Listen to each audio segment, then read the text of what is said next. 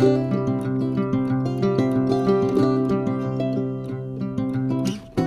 guys, and welcome back to Say Mojo Homestead. Today we're gonna do kind of a state of the garden address. Yeah, I like that. Right? Yeah. Yeah. So we're gonna bring you guys along, just kind of do a garden tour and show you that stuff. We also got highs and lows. First of all, I want to say, if you are a part of our YouTube family, thank you so much. Welcome back. We do appreciate you following along with us. If you have not done that, which is basically just hit subscribe, but we like to consider you guys family. So if you have not become part of the family yet, we would love to have you follow along, join us on this adventure. Yeah. But we're gonna go ahead and get started. Supposedly, from what I understand, you're supposed to dress up for these things, so we're gonna go do that right now. Okay, so now that we're dressed up for our garden tour, we thought that we would focus on 3 things and just use those to take you guys around to show you how well our garden is doing in some areas and then not so well in others. Yeah. So the first thing we're gonna talk about is one thing that we were surprised by in the garden this year. Another thing is our biggest disappointment thus far in the garden. And lastly, yeah. And last we'll talk about our biggest challenge. So here we go. So we are in our bean tunnel, and we actually planted some Sea Island red beans in this tunnel. We were given them from Zack from Homesteading in the City, and these have been the biggest blessing.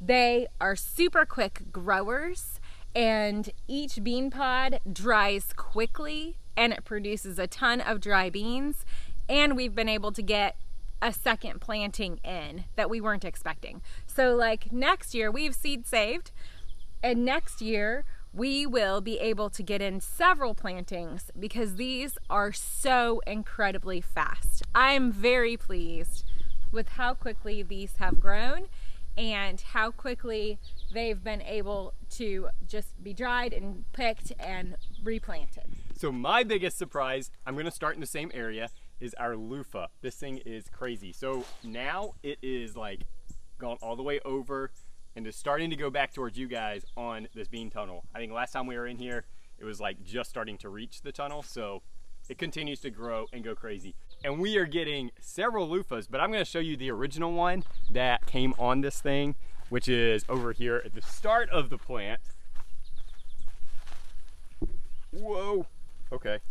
The plant's starting to like grab a hold, but this is it. It just continues to get longer and longer. It looks like we have at least 2 more luffas that have taken and a couple more that we are still waiting.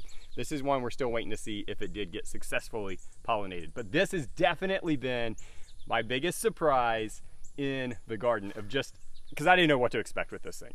So next, we're gonna go to our biggest disappointment thus far in the garden. So my biggest disappointment in the garden this year was definitely our raised beds. I was so excited about these, and we brought in a bunch of dirt to fill them with, and evidently that dirt was just not what it needed to be. We have fertilized, and the plants have still just struggled in here. I've watered, I have done all the things, and it's just not working out very well. So our plan is to amend what is in here, but also to start really beefing up our own compost and our own dirt so that next year we can make sure that these are packed full of good, nutrient-rich dirt. My biggest disappointment has been back here. These things have just struggled to do well. And I'm not real sure if it's the dirt or if it got some of that contaminated rabbit manure in there or what. But our okra on the back row is finally starting to grow, but it's still kind of struggling along. And then our cucumbers are looking pretty sad too. But the silver lining in all of this is we got our first cucumber yesterday, and I actually see some more coming on. So that's exciting. We're just gonna get a late harvest on that. But then everything else, it was just like we planted the first round of stuff, and then I guess slugs or something came and ate all of the little seedlings right as they were popping up. but our second planting has done much better. So I am hopeful and looking forward to seeing how these things do the last half of this summer. My biggest challenge has been the squash vine borers. This morning I spent another good 30 minutes picking off squash vine borer eggs. I saw a moth in our garden earlier this week. I thought that they had a season, that like after the end of June they were gone. That's a lie. They are still here. However, even though I've been fighting these things, we are still getting squash. We have lots of winter squash growing, so the fight is worth it. This is some spaghetti squash. That was butternut. And we have some acorn squash growing down here. We have this super long vine that hasn't really produced anything yet, but I see little babies starting to form. And I see another egg. I have to get that later. And then we have a couple delicata. We have also had some of our summer squash produce. We have continued to fight the squash borers on those, but also just because of the heat, they aren't producing as much. I anticipated that because we had the garden expansion. I knew they were going to be a later harvest. So I'm just really expecting that we'll continue to fight these vine borers and we'll get a good, nice harvest in the fall. All right, so my biggest challenge has been fighting this blight on the tomatoes, which I have come to the realization that this is just part of growing tomatoes. I'm just gonna accept it. Not accepting defeat, but I'm accepting blight. So we have been staying on top of spraying it, although we did get several days where it was like raining and we couldn't really spray it, so it did start to jump ahead. But when we were staying on top of it, we did seem to be holding it under control. And the vines are still doing fairly well. So they are still producing, even with the high temperatures we've had. Not producing quite as much, but I have noticed that they're starting to flower again, which is really exciting. So they are holding on, but this definitely has been my biggest challenge in the garden. We are going to now do just a couple extra bonus clips just to show you what else is going on in the garden. Our peppers did have a slow start. Like I said, everything in the garden got planted a little later than expected because of the expansion, but really they're doing fine. They're starting to really take off. We're seeing some blossoms on them. But this is really just our stock for next year. If you've followed us at all, you know we overwinter our peppers. These are new peppers that we planted, so we are just counting on these really taking off next year when they can be replanted for their second year. So this pepper I am really excited about. It's a puya pepper that we got from Josefina from I Dream of Homestead, and I am really excited just to try these. I have never heard of them before, so she's definitely gonna have to give me some pointers, but I love having a variety of peppers in our garden. So the other area we want to show you are our beans, like green beans, not Sea Island red beans. These have really done well over here. So we planted them with our sunflowers, as you can see. This one's kind of but it used to be pretty.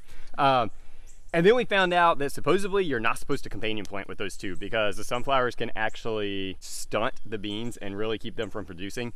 We have not found that to be the case. I'm not saying that's always the case, but we thankfully have not found that that was the case with ours. We really have gotten a fair amount of beans off of them, and they are just now really starting to put on heavy for the year. So this is really exciting. We also have a second planting of these guys that have not started producing, but will start producing probably by the end of this month. Okay, so this is our tea garden. If you haven't been following us, I was so excited about this expanded tea garden, and I still am. The purpose of this obviously is to kind of boost the amount of tea plants that we already had. So we don't have a lot of new stuff, but everything seems to be growing really well, which makes me really happy considering the issues we've had with the dirt. But I'm also really excited about these pots. I love mint. Jeremy doesn't like how much mint spreads. So our compromise is putting mints in these super big pots that we were blessed with. So I'm really excited to have all this mint accessible for my tea. My favorite is mint and lavender, and my lavender plant is doing amazing. I love, love, love peppermint and lavender tea. So this is like where I'll be all in the fall. The other thing that's over here that I did want to talk about is I went ahead, I told you that those Sea Island red beans were doing so well. I was so excited about them that I actually planted some at the edge of the tea garden so they could grow up. And look, I planted them maybe 2 weeks ago, and they're already doing really, really well. So I'm excited about how everything in this space is growing. All right, last thing are these grapes. They are finally ripening up, and we've got to get these things picked this weekend, but have been fairly pleased with what I've seen on them. Not quite as many, I don't think, as we had last year, but they are doing well. We did lose a couple of vines last year and then lost another one this year, but you know, that's kind of expected, and we got several different varieties, so you know, we could just see which ones were going to be more hardy for our area, but these things are really good. Okay guys, it's time for highs and lows. All right, you going first? Sure. Or you want me to? I know mine. Why don't you go first? All right, so my low, I'm going to start with my low, is that we still have fruit flies. They are so annoying. There were not only 40 2 weeks ago. There may not have been only 40. They're definitely not only 40 now. Definitely not. So I really do appreciate all of the suggestions you guys gave us. We tried several of them, and they're still not working. I mean, these things, I'm telling you, we have atomic fruit flies. Nothing touches them. I am like doing the garbage disposal. We're covering all our produce as we bring it in. We're putting it away as soon as we can. Yeah, I mean, there's not stuff being left out. We've had so many traps that we've tried using. I mean, we're catching them, but they're like multiplying way faster than we're catching it. Yeah. I don't know. So that's definitely my low. My high was Thursday. Josiah had his birthday, and it was just a really fun day. I took it off, didn't have to work, got to spend the whole day with the family, and we just got to do a lot of fun Josiah stuff, and went to a ball game, which is a lot of fun. He's kind of into baseball right now, and his cousins came. They surprised him, and it was a ton of fun. He had a good day to just be able to play with his presents, play outside. So yeah, that was definitely my high. All right, Josiah, it was your birthday, so what was your favorite present? My shark monster truck and my huge crane.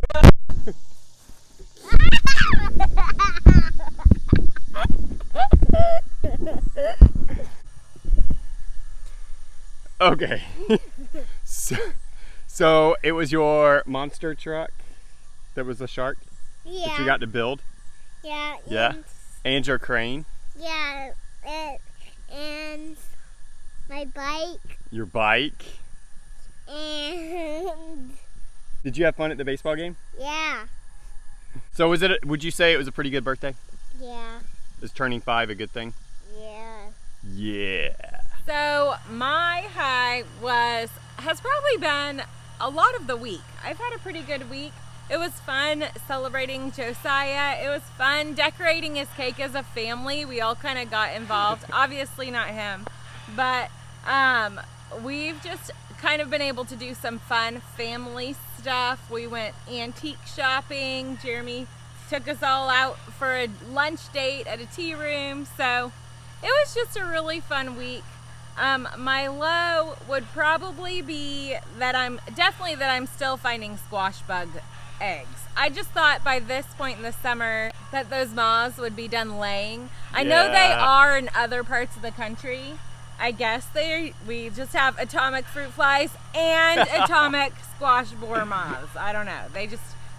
I'm really annoyed by The that. BT spray does seem to be Yes, helping as soon as they hatch out and get to the start eating. It does seem to be killing them, which is good. We just have to stay on top of it. We do, which it's just another thing that we have to add to our weekly chores. If we miss a week, it's gonna be bad. We're gonna be performing surgery. So, but we're still getting produce, so it's okay. Yes, that is a plus That is a plus. So, we thank you guys for joining us. One update on the goat care videos. We were gonna put one out this past week, but the next one is we're gonna be talking about breeding and what you need to be aware of for all of that. We're actually gonna be bringing the buck onto our property at the beginning, it looks like probably September. So we decided we'd hold off so that we could really show you guys and not just talk about it. So the next one, we're gonna take a little break. It will be in September if you are one of those people that are looking for those videos. And then we'll do another one when it's time to give birth, and we'll talk about like the birthing process and everything that you need to know for that. So the last two are gonna be really spread out, but we'll be sure to give you guys a heads up and let you know when those are coming out. We do have a little fun field trip video coming out this week, so keep an eye out for that.